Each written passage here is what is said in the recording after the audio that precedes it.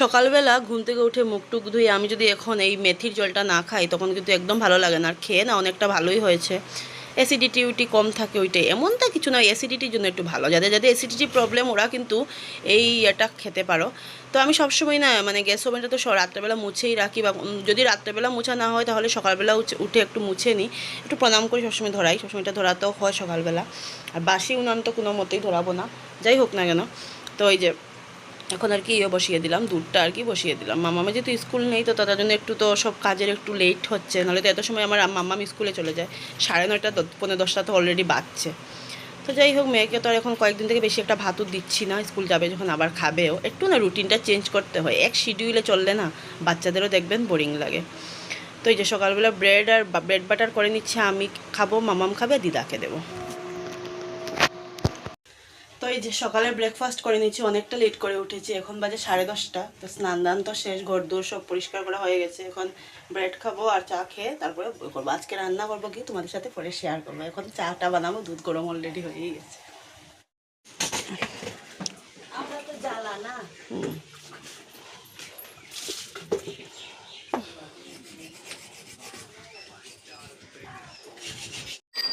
তো অনেক দিন তো হলো রোদের ওয়েট করছি, তো না করবো না বলে মানে কালকে রাত্রে ভেবেছিলাম যতই ঝড় তুফান হোক না কেন যেগুলো কাজ সেগুলো সেরেই ফেলবো। মামামের ব্যাগটাও ভিজিয়ে দিয়েছি, পাউচটাও ভিজে। আমার মেয়ের অবস্থা দেখো, বলছে কি পাউচটা আবার কিনতে হবে। আমি বলছি না, এটাকে ধুলে ক্লিন হয়ে যাবে। ওই যে কি বলবো আর।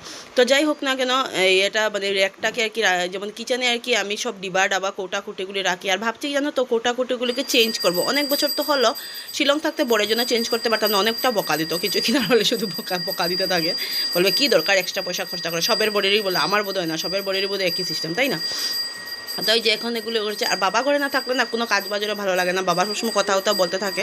মা তো মার কাজে, বাবা থাকলে সবের একটা সব কিছু একটা ভালোও লাগে, কাজ কথায় বার্তায়। তো যে বাবা এখানে বসে বসে গল্প করছে, কী জানি গল্প, ও পিসির বাড়িরই গল্প করছিলাম, গুয়াহাটির সাইডের। পিসির বাড়িরও না গুয়াহাটি আর কি, অনেকটা চেঞ্জ হয়ে গেছে, বাবা ওইটাই বলছিল।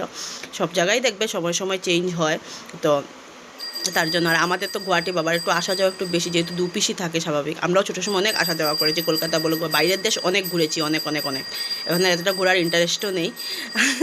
এ তো ঘোরার ইন্টারেস্ট সবার একটু একটু থাকে, কিন্তু হলে কী হলো মানে যতটুকু দেখার বিয়ের আগে পুরো দেখে নিয়েছি। আর কী বলে এটাকে, বাবা যে কামাখ্যা মন্দিরে গিয়েছিলো, কামাখ্যা মন্দিরেও আমি গিয়েছি। কামাখ্যা মন্দির বলো, কলকাতাতে বলো, গুয়াহাটিতে এমনি পার্ক টার্ক এগুলো, জু, সব কিছুই দেখা আছে। তো এই যে এখন র্যাকটা যে কি নোংরা হয়েছে তোমাদেরকে মানে ইয়ের বাইরে এতটা র্যাকটা নোংরা হয়েছে। আর এটা কিন্তু আমার অনেক বছর আগে শিলংয়ের আর কি কিনেছিলাম। বাবা ওরা যখন যেত আমাকে দিয়ে আসতো, টাকা দিয়ে আসতো, সেই টাকা জমিয়ে মা ওরা, তো আমি কী করতাম, কিছু কিছু কিনতাম। তো যাই হোক, ওইটাকে না আমার কেন সব মেয়েদেরই দেখো অবস্থা। র্যাকও করলাম, র্যাক ধুয়ে দিলাম, আর এগুলো একটু এখন পরিষ্কার করব। এদিকে খিচুড়ি তো কুকারে বানিয়ে নিয়েছি, এখন সম্বাস দেবো হয়ে গেছে, মশলা দিয়ে কুকারে দিয়ে দিয়েছিলাম। এখন আদা, পাঁচফোড়ন, শুকনো লঙ্কা দিয়ে সম্বাস দেবো। এখানে বাসন আছে, আর কালকের ভিডিও এখন বসে বসে এডিট করে দেবো। তারপরে এই কোটাকুটিগুলো পরিষ্কার করবো। মামামের স্কুল ব্যাগ, মামামের স্কুলের পাউচ, ওগুলো ধুয়ে দিয়েছি।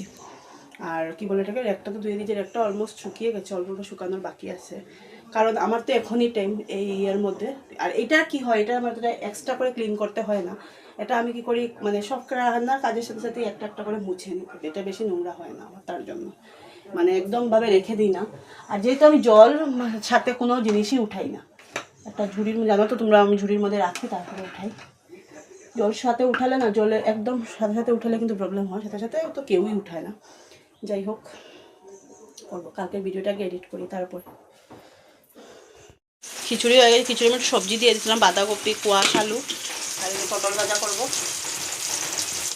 কাছাকাছি হয়ে যাবে। পাঁপড় খাবে না, মাম্মা বলছে ভাজবো না, বেকার খাবে না, তখন ভেজে না, আমার ভালো লাগে না খেতে, খাই না, আমি একটু বেশি পছন্দ করি না। মাম্মা বলছে বাটির মধ্যে ঠান্ডা করছি, বাটির মধ্যে বলে খাবে স্পুন দিয়ে। কিন্তু ফ্যান চলছে উপরে, মোবাইলের মধ্যে দেখতে লাগে না, কালার এসছে না, কিন্তু এসছে ক্যামেরার মধ্যে এরকম লাগবে। আমি তুমি লাইট অফ করে দেখাই।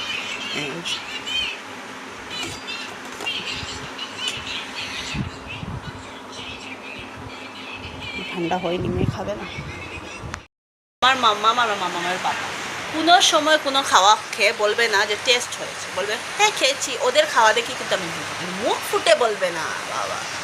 যদি আমি টুম করে গিয়ে উপরে উঠে সিঁড়িতে যদি উপরে যদি বসে পড়ি চেয়ারে, এখন বলছি মেয়েকে, মানে খাওয়ার তালে দেখবে একজনের খাওয়ার বোঝা যায়। তো আমার মেয়েতে এমনিতে খাওয়াতে একটু অনেক বেশি নাখড়া করে, তো ওর ইয়েতে আমি বুঝি। আর পাপাও একই রকম, পুরো বাবার মতো হয়েছে। কে বলেছে, কে অনেকেই বলে আমার মতো হয়েছে, একদম না, একদম না, অ্যাক্সিডেন্ট। আমার আবার একটা স্বভাব, টেস্ট হলে আমি বলবো, যেই হোক না কেন আমার মেয়ে বলবো টেস্ট হলে আমি খেয়ে নিই, খিদে পেয়েছে আড়াইটে গেলে। ওই যে জুড়ে জুড়ে বলছি, কারণ বৃষ্টি দিচ্ছে। পটল ভাজা, আচার, আমি তো খিচুড়ি করে নিয়ে, মা দিয়েছে এটা কি আলু, ভেন্ডি ভাজা, নিরামিষ তরকারি আছে জন্য মাদের নিরামিষ, আর হলো এটা হলো বাদাম বাটা।